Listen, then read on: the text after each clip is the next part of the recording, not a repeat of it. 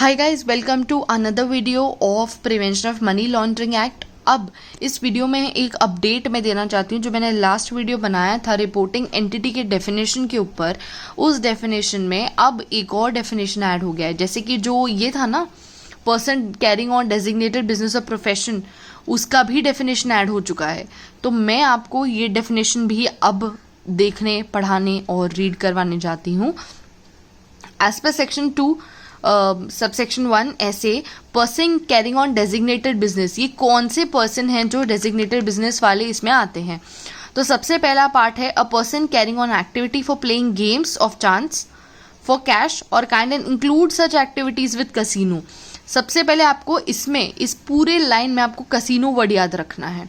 अगर आप कसिनो याद रखते हैं तो आप कहीं ना कहीं इस पूरे लाइन को कहीं लिख सकते हैं एग्जाम में अगर आ गई तो person carrying on designated business और प्रोफेशन क्या होता है। सबसे पहला पार्ट इसमें कसिनो है। देखो गाइज, एग्जाम में ये जो वर्ड्स होते हैं ना, हर लाइन में एक वर्ड ऐसा होता है जो आप याद रख लें तो आप पूरा लाइन लिख सकते हैं। तो इस लाइन में वो वर्ड है कसिनो।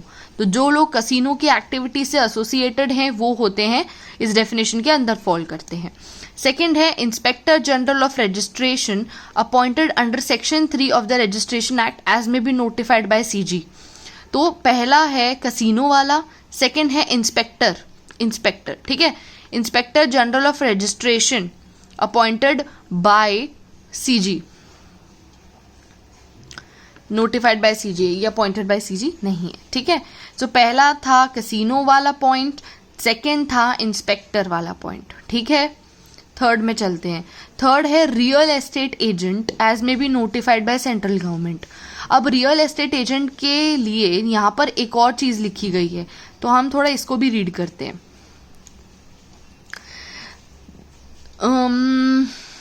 अब यहां पर इंपॉर्टेंट पार्ट कहां से स्टार्ट हुआ है।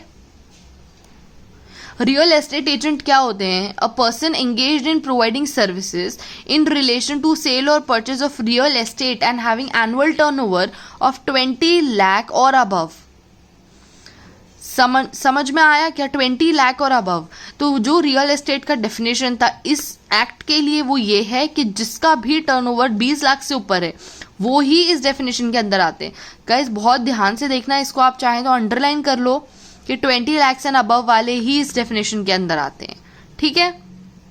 ये बात हो गई हमारी रियल एस्टेट एजेंट के बारे में, ठीक है। तो ऊपर जो आप रियल एस्टेट एजेंट पढ़ने वाले हैं, real estate agent as may be notified by central government, उसमें ये वो रियल एस्टेट एजेंट आते हैं जिनका टर्नओवर 20 लाख रुपए से ऊपर है, ठीक है। Next point, dealer in precious metals, precious stones and other high value goods as may be notified by the central government. मतलब जो डीलर है प्रीशियस मेटल के, प्रीशियस स्टोन के, हाई वैल्यू गुड्स के। तो जरा हम नीचे इसके बारे में पढ़ लेते हैं। एक और पॉइंट इसके बारे में भी लिखा हुआ है। The central government hereby notifies the dealers in precious metals, precious stones as persons carrying on designated business or profession if they engage in any cash transaction with the customer equal to or above 10 lakhs carried out in single operation or in several operations that appear to be linked। तो यहां पर ना एक ceiling दे रखी है, वो है 10 लाख रुपए की। जैसे कि रियल एस्टेट एजेंट में हमने पढ़ा था, वो रियल एस्टेट एजेंट इस डेफिनेशन के अंदर आते हैं जिनका टर्नओवर 20 लाख रुपए से ऊपर है। यहां पर लिखा है कि वो पर्सन उस डेफिनेशन में फॉल करता है, पर्सन कैरिंग ऑन डेजिग्नेटेड वाली कैटेगरी में, अगर जो भी लोग डील कर रहे हैं प्रीशियस स्टोन्स के केस में, अगर वो किसी कस्टमर से कैश ट्रांजैक्शन करते हैं, किसी कस्टमर से कैश ट्रांजैक्शन करते हैं। कितने रुपए का कैश ट्रांजैक्शन किया है मैंने? 10 लाख रुपए का। 10 लाख रुपए और above in a single operation, एक ऑपरेशन में मैं 10 लाख या उससे ऊपर का ट्रांजैक्शन करती हूं तो मैं इस डेफिनेशन में फॉल करती हूं, ठीक है। ये सीलिंग लिमिट्स आप लोग जरूर याद रखना। तो रियल एस्टेट एजेंट की लिमिट है 20 लाख और डीलर इन प्रीशियस मेटल की लिमिट है 10 लाख रुपए, 10 लाख रुपीज और अबव, ठीक है। Next point, person engaged in safe keeping and administration of cash and liquid securities on behalf of other person as may be notified by the central government. मतलब जो दूसरों के पैसे का ध्यान रखने में लोग इन्वॉल्व हैं, safe keeping of cash and other liquid assets, वो इस डेफिनेशन में फॉल करते हैं।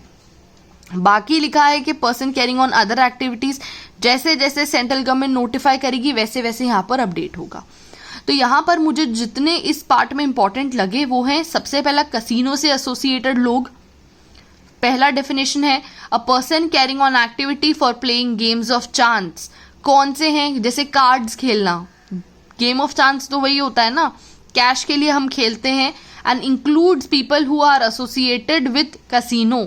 ठीक है, तो पहला पार्ट में कसिनो इंपॉर्टेंट था, दूसरे पार्ट में इंपॉर्टेंट था inspector, inspector general of registration under section 3। तीसरे पार्ट में इंपॉर्टेंट था real estate agent. Real estate agent की हमने लिमिट पढ़ी, वो रियल एस्टेट एजेंट जिनका टर्नओवर 20 लाख रुपए से ऊपर है।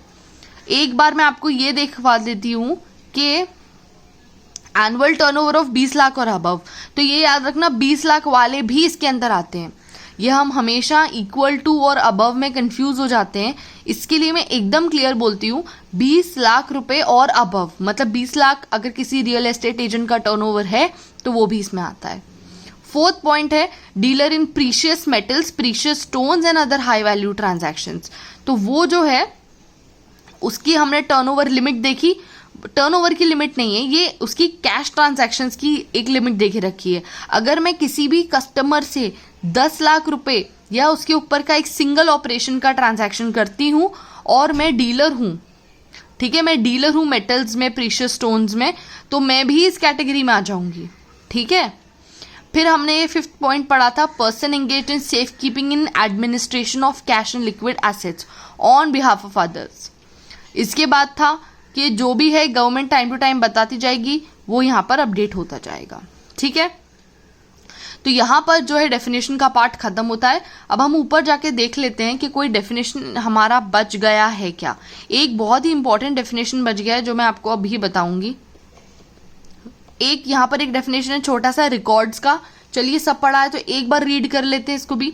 Records include the records maintained in the form of books और स्टोर्ड इन अ कंप्यूटर और such any other form as may be prescribed. Records का मतलब क्या होता है? रिकॉर्ड्स जो मैंने या तो मैंने बुक में मेंटेन किए हैं या मैंने डिजिटली मेंटेन किए हैं, दोनों इसके अंदर आते हैं। ठीक है, तो ये हो गया रिकॉर्ड्स का डेफिनेशन। इंटरमीडियरी का पढ़ चुके हैं, फाइनेंशियल इंस्टीट्यूशन का पढ़ चुके हैं। क्लाइंट क्या होता है? बैंकिंग कंपनी हमने पढ़ा था। ठीक है, अब यहाँ पर बेनिफिशियल ओनर और क्लाइंट को हमने नहीं पढ़ा है, वो हम अभी पढ़ लेंगे। ठीक है, तो बेनिफिशियल ओनर का मतलब क्या है? जो ultimately means an individual who ultimately owns और controls a client of the reporting entity. सबसे पहले गाइज इस डेफिनेशन को पढ़ेंगे, एक एक वर्ड समझेंगे। इंडिविजुअल हु अल्टीमेटली ओन्स और controls a client of a reporting entity. Reporting entity कौन होती है? अभी अभी हम देख कर आए हैं। एक रिपोर्टिंग एंटिटी कौन है? रिपोर्टिंग एंटिटी मतलब बैंक। हम एक बार ना जनरली इसको ऐसे बैंक्स करके याद रख लेते हैं, banking, financial institution, intermediary, person carrying on designated, ये सब तो है ही, बट हम जनरली दिमाग में बैंक लेकर चलते हैं। ठीक है, ऊपर आइए। Beneficial owner means an individual who ultimately owns और controls a client of a reporting entity. मतलब जो कंट्रोल करता है क्लाइंट रिपोर्टिंग एंटिटी का। क्लाइंट क्या होता है? पहले क्लाइंट का डेफिनेशन पढ़ते हैं। Client means a person who is engaged in a financial transaction or activity with a reporting entity and includes a person on whose behalf the person who engaged in the transaction is acting. अब confusion तो है। Beneficial owner ultimately वो होता है जिसको final benefit होता है, मतलब मैं अपना काम किसी और के नाम से करवा रही हूं। ठीक है, इसका मतलब मैं आपको क्लियर वर्ड्स में बताती हूँ। बेनिफिशियल ओनर मतलब वो होते हैं वो लोग जो कंट्रोल करते हैं क्लाइंट को, अब रिपोर्टिंग एंटिटी का, और the person on whose behalf a transaction is being conducted and includes a person who exercises ultimate effective control over a juridical person. इसका मतलब जिसका फाइनल बेनिफिट हो रहा है, अभी जो भी ट्रांजैक्शन होता है जिसमें उसका फाइनल बेनिफिट होता है वही बेनिफिशियल ओनर है। मतलब समझो कि मेरे पास बहुत सारा पैसा है, ठीक है, मैं किसी और से अब किडनैपिंग मुझे करनी, किडनैपिंग का पैसा मुझे चाहिए। अल्टीमेटली मैं तो किडनैप नहीं करूंगी ना, मैं अपने किसी आदमी को भेजूंगी कि जाओ उसको किडनैप कर करा, पर मैं अल्टीमेटली कंट्रोल कर रही हूं सब कुछ, तो मैं हुई बेनिफिशियल ओनर, समझा? हाँ, आगे बढ़ते हैं। अब हमने कौन सा डेफिनेशन मिस कर दिया है, जरा एक डेफिनेशन हमने मिस कर दिया शेड्यूल्ड ऑफेंस का, जो बहुत इंपॉर्टेंट है। शेड्यूल्ड ऑफेंस, अब यहाँ पर आप बहुत सारे पढ़ोगे कि शेड्यूल्ड ऑफेंस आते हैं। शेड्यूल्ड ऑफेंस होता क्या है? शेड्यूल्ड ऑफेंस मतलब वो ऑफेंसेस जो इस शेड्यूल के पार्ट ए में कवर होते हैं, पार्ट बी में कवर होते हैं और पार्ट सी में कवर होते हैं। बट इसमें बस एक पॉइंट है जो इंपॉर्टेंट है, वो है पार्ट बी। पार्ट बी वाले में सिर्फ जो भी ऑफेंसेस 1 करोड़ रुपए के ऊपर है, 1 करोड़ रुपीज और मोर, मतलब 1 करोड़ और 1 करोड़ के ऊपर है, वही शेड्यूल्ड ऑफेंस की डेफिनेशन में आते हैं। ए पूरा आएगा, सी पूरा आएगा, बी में से वही आएंगे जो 1 करोड़ और मोर वाले हैं। ठीक है, तो ये एक शेड्यूल ऑफेंस का डेफिनेशन है, आप जरूर इसे पढ़ना। Property means tangible, intangible, movable, immovable, ये सारी प्रॉपर्टी आती है। ठीक है, एनीवेयर इन द वर्ल्ड, मतलब एक बात याद रखना, ये जो प्रॉपर्टी की बात इस चैप्टर में हो रही है वो नॉट नेसेसरीली इंडिया की है। प्रॉपर्टी कहीं भी आपने ली, ये उस प्रॉपर्टी की बात है। ठीक है, प्रोसीड्स ऑफ क्राइम का डेफिनेशन भी हो गया है। इसी के साथ हमारे सारे इंपॉर्टेंट डेफिनेशंस मैंने कवर कर लिए हैं। अगर आपको वीडियो अच्छा लगा तो इसे लाइक करें, शेयर करें, सब्सक्राइब करें, और आपको जो भी कहना है आप कमेंट सेक्शन में ज़रूर लिखें। Thank you.